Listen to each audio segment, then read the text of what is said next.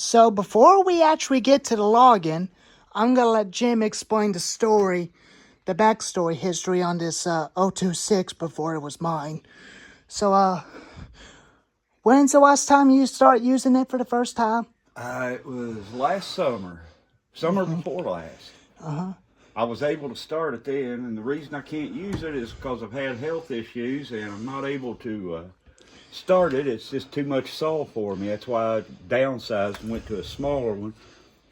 But my dad had this saw, and he used it 2 or 3 times just messing around. He wasn't really able to do anything, but he liked messing with it. And then when he passed away, I ended up with it, and I used it for a little while, me and Michael, and it's a good saw for what it is. I mean, it's not a big powerhouse, but it's a good all-round, just a work saw.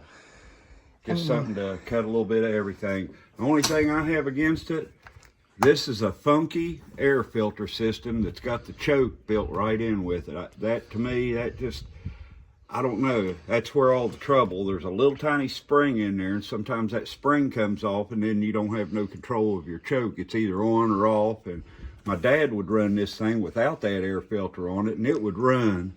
But I don't, if you're cutting firewood, I don't recommend running a saw without an air filter, because you'll just suck all that stuff inside, and then the next thing you know, your chainsaw's dead.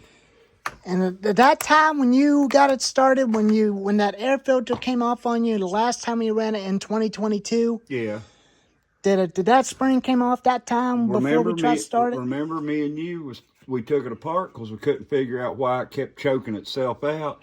And that's whenever I took this apart and I found that little flap in there that controls the choke. But there's a little tiny spring down in here that sometimes it'll get off its keeper, and it's like the choke's either wide open or it's not even on. It's just, it's a bad design, I think, but I don't sell chainsaws. And at that time, I found out that this piece right here was sticking all the way out through here, right here, and that's why it wouldn't shut off. But anyway, Michael, the reason you ended up with this saw, and all you folks out there in YouTube land, I wasn't able to use it, and there's no need to have a tool if you're not going to work with it. It was just sitting in my garage, and I knew Michael would take care of it for me. And every time I need it, he's there, and it runs, and he takes good care of it and pulls maintenance. And it's just a saw. It didn't need to be sitting on a shelf. It needed to be given to somebody that'll work it and take care of it, and that's why you ended up with it, Michael. So that's about all the history I know on this thing. It belonged to my dad, then it belonged to me, and then I had some health issues, and I'm not, had open heart surgery, so I'm not able to jerk on these big saws like I used to. It wouldn't even faze me, but now I'm just not strong enough to pull it.